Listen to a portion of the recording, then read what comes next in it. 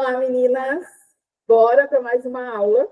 Então, hoje a nossa aula é sobre posição fetal. Nós vamos entender tudo sobre como o bebezinho fica aí dentro da sua barriga. Bom, para a gente entender tudo isso e lançar mão também de algumas coisas, caso seja necessário.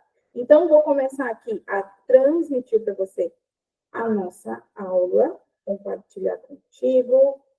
Vamos lá. E vamos ver aqui, está mostrando. E isso, vamos lá. Posição fetal, gente. Vamos entender, então, o que é um bebê cefálico, o que é um bebê pélvico, o que é um bebê transverso e um pouquinho sobre manobra de BCE. Certo? Vamos lá. Então, nessa imagem aqui, nós temos o quê? Um bebê cefálico. O que é um bebê cefálico, Jennifer? A gente sempre vai olhar, meninas, para parte do corpo desse bebê que está voltado para a pelve da mãe, certo? Então, nesse caso, a cabeça do bebê está voltada para a pelve da mãe e eu tenho um bebê cefálico, certo? Um bebê cefálico é um bebê comum, é um bebê que a gente espera, né, estar cefálico, porque na maioria das vezes, a grande parte dos bebês ficam cefálicos, certo? É o mais comum para se ir para parto, certo? Para isso. E aí, isso pode variar na idade gestacional. Por quê? Porque no começo da gestação, a gente não fica olhando para isso. Ah, porque o meu bebê agora, estou com, sei lá, 12 semanas, 13 semanas, meu bebê está cefálico, meu bebê está pélvico. Gente, por quê? Porque eu tenho espaço. Se eu tenho espaço, esse bebê vai girar dentro dessa barriga para tudo que é canto. Ele vai ficar cada hora numa posição. A partir de 34 semanas é quando a gente começa a dar mais atenção para esse fato. Bom, por quê? Porque a partir de 34 semanas eu já não tenho tanto espaço assim para que esse bebê gire, certo? Então, com 34 semanas, eu já começo ali a olhar. Olha, esse bebê tá cefálico, tá pélvico, tá transverso, tá assim. Então, vamos adotar algumas medidas para que ele gire? Ou tá ok, não tem aí, ele tá certinho já, certo? Então, um bebê cefálico é um bebê comum. Por que é comum? Porque é esperado. A grande maioria dos bebês assumem essa posição de cefálico para o trabalho de parto, certo? E aí nós temos o bebezinho pélvico. O bebezinho pélvico é o bebezinho que está com o bumbum para baixo, está sentadinho. Então, a pelve do bebê está para a pelve da mãe, certo? Para isso, olha aqui, cerca de 5% apenas desses bebês, dos bebês, né, assumem essa posição até o final de parto. Até o final para o trabalho de parto, certo? E aí, sobre essa questão de parto, o que eu preciso entender? Não é uma indicação real de cesariana. Primeira coisa que vocês precisam entender. Bebê pélvico não é uma indicação real de cesariana. Agora, primeira coisa que eu preciso que você entenda é que para ir para um parto pélvico, primeiro você precisa saber se você banca ou não banca. Entender o que é um parto pélvico, a gente vai falar sobre isso. Entender o que é um parto pélvico, entender quais são os riscos e os benefícios de um parto pélvico, entender o que é que pode acontecer. Agora, se você entendeu tudo isso e falou, não, eu banco, eu quero um parto pélvico, meu bebê está pélvico, não girou, eu quero um parto pélvico. Agora você vai atrás de uma equipe que atenda a partos pélvicos. Entende? Por quê? Porque não é toda a equipe que atende. Não é contraindicado, não é uma indicação real de cesariana, mas não é toda a equipe que atende. Então, eu preciso olhar para isso, eu preciso entender qual é a equipe, se essa equipe é atualizada, se essa equipe tem experiência, se essa equipe sabe atender um parto pélvico. Aí sim, você vai escolher, se você quer, se você banca, você escolhe, e isso não tem nada de errado, não é algo contraindicado, certo? Agora, Jennifer, olha, eu entendi tudo, eu não quero ir para parto pélvico, mas o meu bebê está pélvico. E aí, eu tenho que ir para uma cesariana? Não, existem formas de girar esse bebê. E aí, a gente vai lançar mão dessas formas de girar o bebê, tá bom? Então, existem exercícios físicos, que eu vou gravar para vocês também.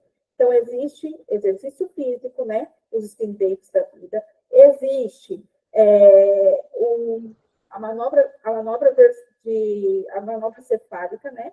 que é a versão cefálica externa, e também tem as acupunturas, que também ajudam nessa virada, tá bom? Então, a gente precisa entender tudo isso para que a gente vá lançando mão, fazendo essas coisas para que você consiga atingir o seu trabalho de parto normal. Certo? Para isso, então, o bebê pélvico, existe sim o parto pélvico. Eu preciso entender, saber se eu banco, se eu não banco. Se eu banco, eu vou atrás de uma equipe atualizada que saiba atender parto pélvico. Se eu não banco, eu vou fazer de tudo para girar esse bebê. Tá bom? E aí, nós temos também o bebê transverso. O que é o bebê transverso? O bebê transverso é esse bebezinho aqui, ó, bebê córnico, que a gente chama também. Nós, da obstetrícia, nós falamos bebê córnico, tá bom? Esse aqui é a indicação real de cesárea, tá bom? Isso aqui, diferente do bebê pélvico, ele é uma indicação real de cesariana. Ah, gente, mas o meu bebê está pélvico e agora? A gente vai tentar virar. Assim como o bebê pélvico, a gente tenta virar. O bebê transverso, a gente também tenta virar.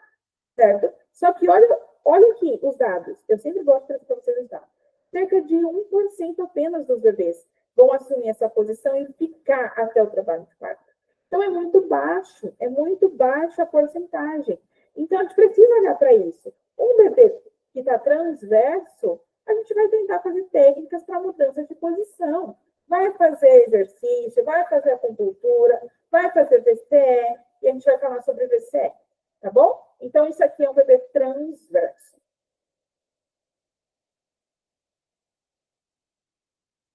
E aí, nós falamos sobre a manobra de VCE.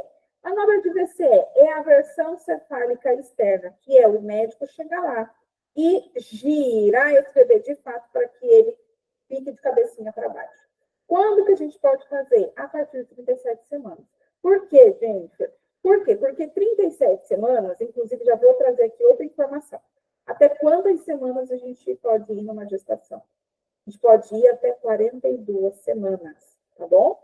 Então, 40 semanas, que é a sua DPP, é só uma data que fica ali. Não significa que o seu bebê tem até ali para nascer ou que ele vai nascer com 40 semanas. Ele pode nascer com 41, com 39, com 41 em alguns dias, tá bom? Então, uma gestação, ela pode ir até 42 semanas de gestação. O que é considerado um bebê a termo, um bebê que está pronto para nascer, a partir de 37 semanas. Antes de 37, é considerado um bebê prematuro. Por isso que a gente faz a aversão após 37 semanas de gestação. Por quê? Porque se durante a aversão algo acontecer, que vocês vão entender aqui os riscos, os benefícios todos, se algo acontecer, esse bebê já está pronto para nascer, eu posso ir lá e fazer uma cesariana, ou eu posso induzir um trabalho de parto para que esse bebê nasça. Entende? Então, por isso é feito a partir de 37 semanas. Precisa ser feito dentro de um hospital com ultrassom. Por quê? Porque se algo acontecer, eu já estou dentro do hospital. Porque o ultrassom vai estar monitorando como está ali por dentro. Enquanto eu faço ali a manobra, o ultrassom está olhando, o placenta está olhando esse bebê. Vocês entenderam? Então, precisa ser feito por um médico, precisa ser feito dentro do hospital, precisa ser feito após 37 semanas de gestação e precisa ser feito com um ultrassom do lado, certo? E como que funciona? O primeiro passo vai ser feito um cardiotopo fetal, né, que é para saber ali como que está o BCF. O que é BCF? Batimento cardiofetal. Como que está o coração desse bebê? Que pode, sim, variar durante a manobra, tá, gente? Afinal, você está mexendo no bebê. Então, ele pode, sim, variar. O que não pode é permanecer. O permanecer onde, Jennifer? Qual é o batimento normal de um bebê? De 120 a 160. Tudo que vai acima de 160 ou abaixo de 120, a gente tem que ficar alerta. Só que alerta é para um bebê que permanece. Ele continua abaixo de 120, gente. Ele continua acima de 160. Um bebê que faz uma variação, você mexeu. De repente, ele fez um batimento de 170 e aí, de repente, ele voltou. Isso é uma variação. Para isso, a gente fica tranquilo. E vai acontecer, gente. Durante o trabalho de parto, isso acontece muito na hora da contração. Na hora da contração, é normal que o bebê tenha uma variação do PCF. Afinal, ele está sendo apertado. E aí, na hora que passa a contração, ele volta para o batimento normal. E isso pode acontecer aqui no VCE. Você está mexendo nesse bebê. Então, pode sim acontecer desse bebê ter uma variação. Certo? Para isso, por isso que a gente faz o cardiotoco para analisar isso. Às vezes, a mulher pode fazer uso de algum relaxante muscular ou a raquianestesia. Por quê? Porque você está mexendo ali a musculatura. Às vezes, você precisa deixar isso mais maleável, entendeu? Às vezes, você precisa deixar isso mais relaxado para que essa mulher continue a manobra ou faça a manobra. O bebê pode não virar por estar fixo, tá? Isso pode acontecer. Ele está preso em alguma estrutura interna ali que prende ele, ou até a própria placenta, e a gente tenta virar e ele não gira.